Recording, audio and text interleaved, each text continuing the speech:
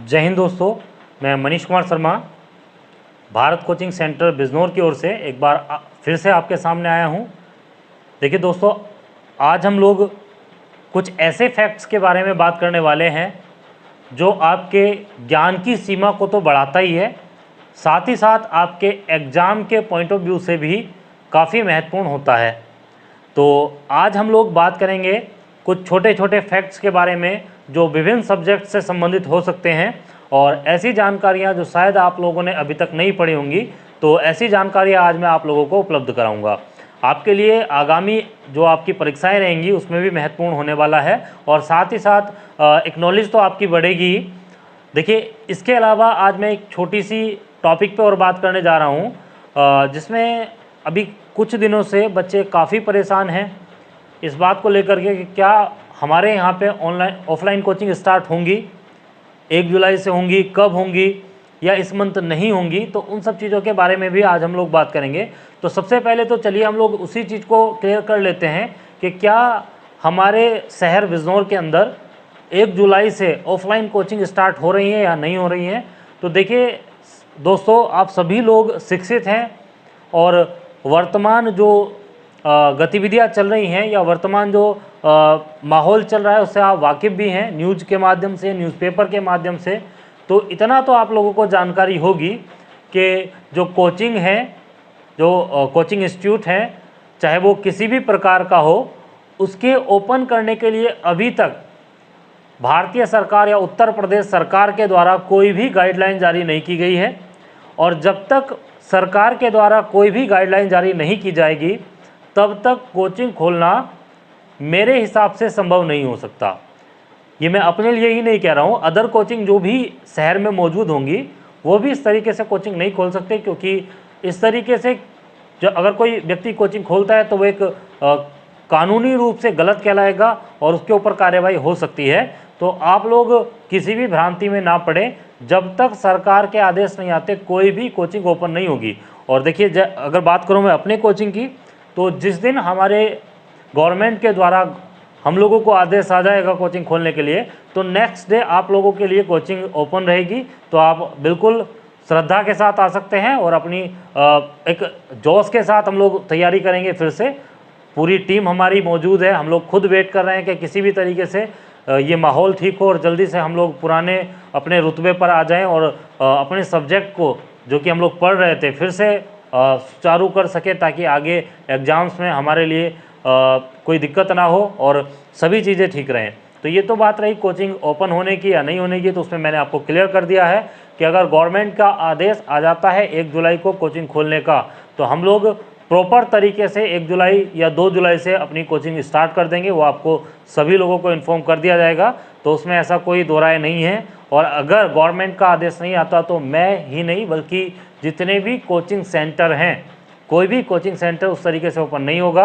और अगर ओपन हुआ तो उसमें आप लोग समझते हैं कि कानूनी कार्रवाई हो सकती है, उसमें बच्चे और टीचर्स सभी लोगों के लिए दिक्कत रहती है। तो फिलहाल मेरा कहना आप लोगों से यही है कि अगर गवर्नमेंट का आदेश आता है तो आप लोग भी तैयार हैं और हम लोग भी तैयार हैं। फिलहाल इस बात को ज़्यादा ना बढ़ाते हुए हम लोग टॉपिक पे लौटते हैं। आज हम लोग बात करने वाले हैं कुछ फैक्ट्स के बारे में जो हमारे सब्जेक्ट से संबंधित भी है और हमारी नॉलेज के लिए भी ज़रूरी है।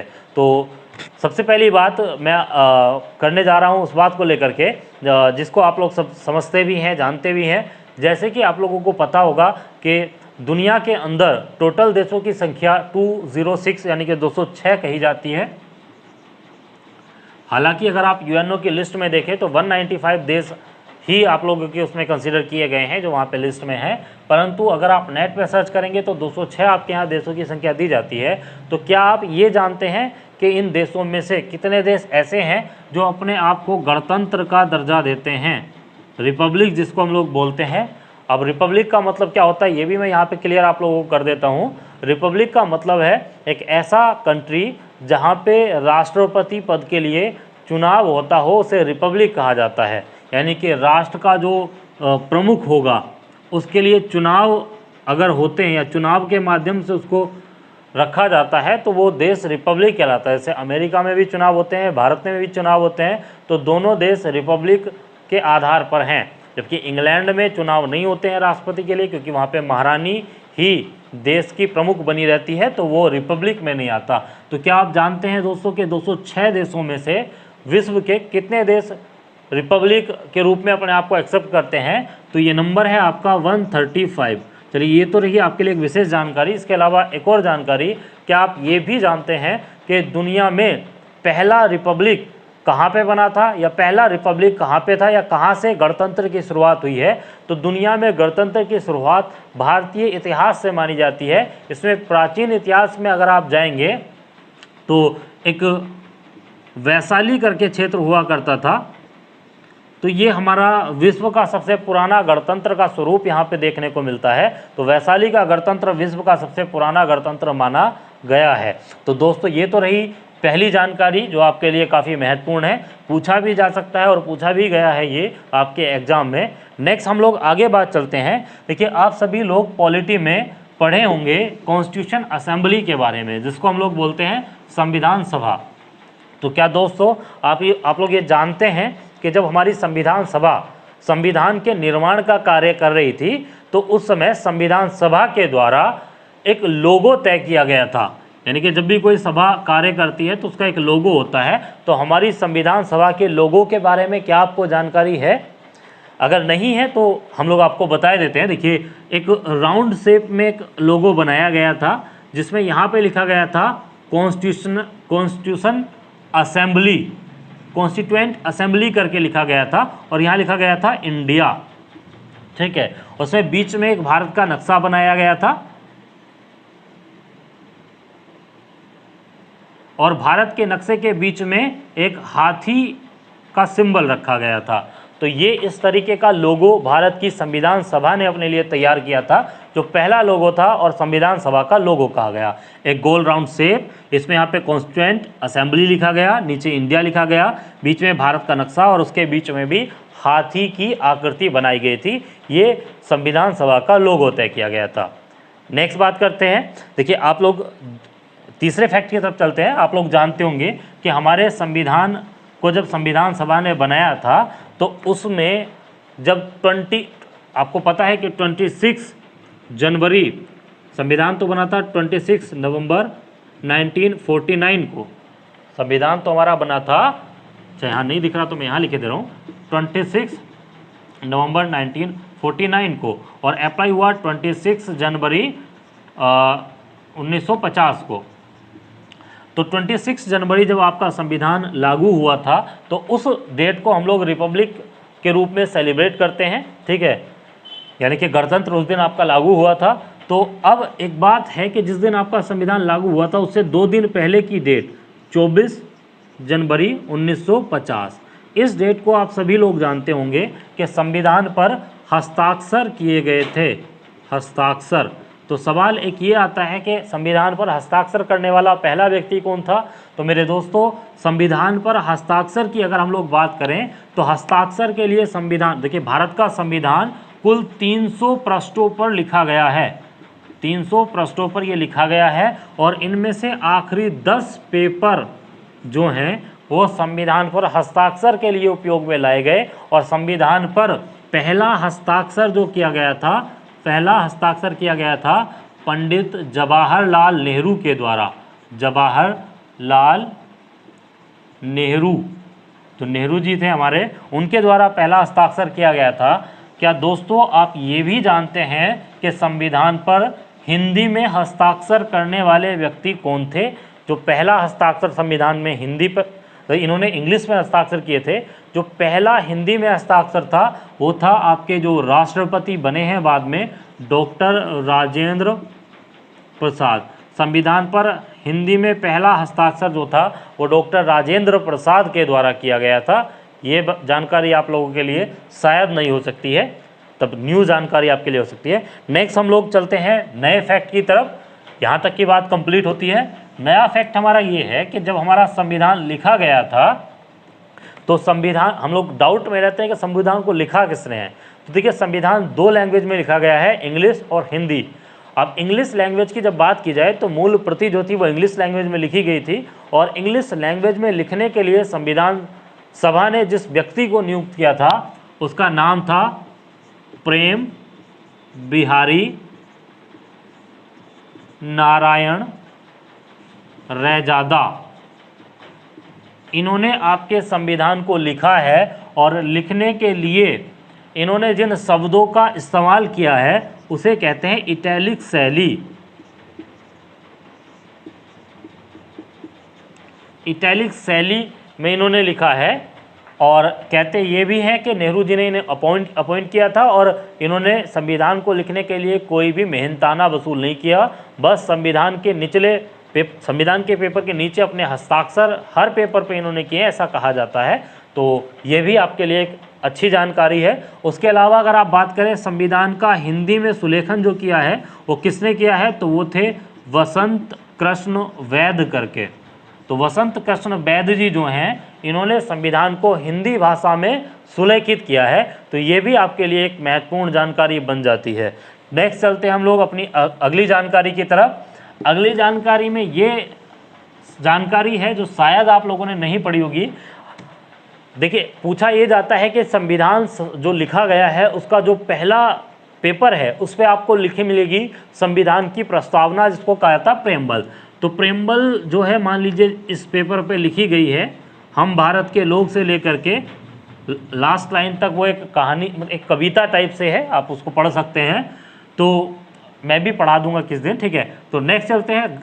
महत्वपूर्ण जानकारी ये है कि ये जो प्रस्तावना है इसके जो कोने हैं, इस पेपर के जो 4 कोने हैं, इन 4 कोनों पर 4 जानवरों के चित्र अंकित होते हैं। तो क्या दोस्तों आप जानते हैं कि वो 4 जानवर कौन से हैं? अगर नहीं जानते तो देखिए मैं आप लोगों को बता देता हूँ। इसके लिए एक ट्रिक है, व्हेल करके, BHEL। B4 इसमें आता है बुल, बुल का मतलब होता है सांड, तो यहाँ पे बना हुआ है सांड। इसी तरीके से है H4 हॉर्स, हॉर्स का मतलब घोड़ा। E4 एलिफेंट, एलिफेंट का मतलब होता है हाथी।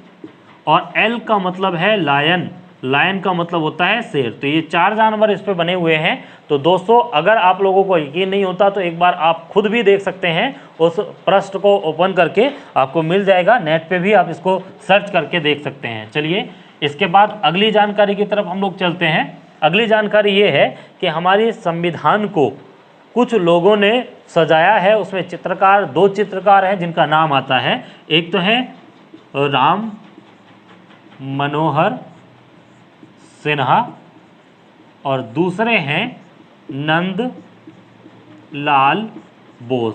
ये नंदलाल बोस जो थे ये बंगाली फैमिली में जन्मे थे, बिहार के मुंगेर में इनका जन्म हुआ था। और नंदलाल बोस के लिए एक अच्छी जानकारी ये भी है कि इन्होंने संविधान के अंदर कुल 22 चित्रों को बनाया है, तो ये इनके लिए खास बात है।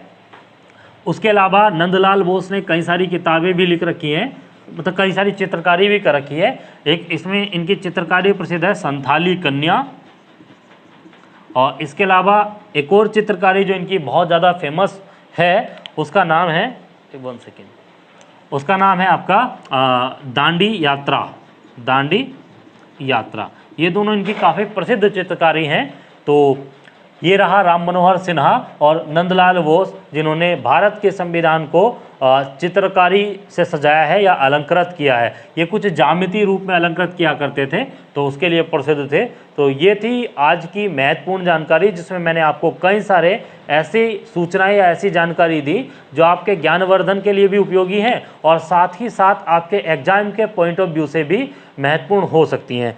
दोस्तों ऐसी ही जानकारी हम लोग आपको उपलब्ध कराते रहेंगे, आप बने रहिए हम लोगों के साथ। और एक बार फिर से जाते जाते मैं आप लोगों को बताते जा रहा हूँ कि आप अगर कुछ भी जीएस विषय या हिंदी विषय या मैथ्स विषय या रीजनिंग विषय से संबंधित कोई भी जानकारी आप लोग लेना चाहते हैं या आप आगामी एग्जाम से संबंधित कोई भी जानकारी लेना चाहते हैं, तो मेरे टेलीग्राम चैनल पे आप ज्वाइन कर सकते हैं, जिसका नाम था जीएस, हमारा टेलीग्राम चैनल, जिसमें आपको कई सारी सूचनाएं लगातार मिलती रहती हैं। टेलीग्राम चैनल का नाम है जीएस विद MANEE है, Manish sir, GS with Manish sir, इसको आप ज्वाइन कर सकते हैं। इसके अलावा आपके जो यूपी पीईटी के फॉर्म भरे जा चुके हैं, यूपी एसआई के फॉर्म भरे जा चुके हैं, तो उसमें जैसे पीईटी में आप लोग देख रहे हैं जीएस का रोल लगातार बढ़ता जा रहा है। 50 मार्क्स का उसमें जीएस है, टोटल 100 नंबर का पेपर है, तो उसमें से आप 50 मार्क्स जीएस समझ लीजिए, एक बहुत बड़ा रोल है। तो आपको किसी भी प्रकार की कोई भी जानकारी या कोई भी टॉपिक अगर आपको समझ नहीं आता तो आप मुझे पर्सनली मैसेज कर सकते हैं, मैं उस पर वीडियो बना सकता हूं आप लोगों के लिए। तो आप जुड़े रहिए मेरे चैनल के साथ, प्लस अवेयर रहिए जो अभी की जानकारी आपके लिए चल रही है, और कोशिश कीजिए कि आप किसी भी तरीके से मेरे से जुड़ सकें, चाहे वो टेलीग्राम के माध्यम से, चाहे वो यूट्यूब के माध्यम से। अपनी सूचनाएं मेरे तक पहुंचाते रहिए। कोशिश कीजिए कि जो टॉपिक आपको समझ नहीं आ रहा है आप मुझे मैसेज कर दें, मैं उस पर वीडियो तैयार कर दूं और आप लोग उसको देख पाएँ और आपके डाउट्स क्लियर हो सकें। और आप जो भी सब्जेक्ट पे नेक्स्ट वीडियो मेरी चाहते हैं तो मैसेज मुझे कर सकते हैं। प्लीज़ मैसेज ज़रूर करते रहें या मेरे से कांटेक्ट बना करके रखें, ताकि हम लोग एक दूसरे की बातों को समझ सकें और आपकी जो भी समस्याएं सब्जेक्ट में हैं वो हम लोग दूर कर सकें। तो मिलते हैं नेक्स्ट वीडियो के साथ, फिलहाल के लिए यहीं तक। जय हिंद।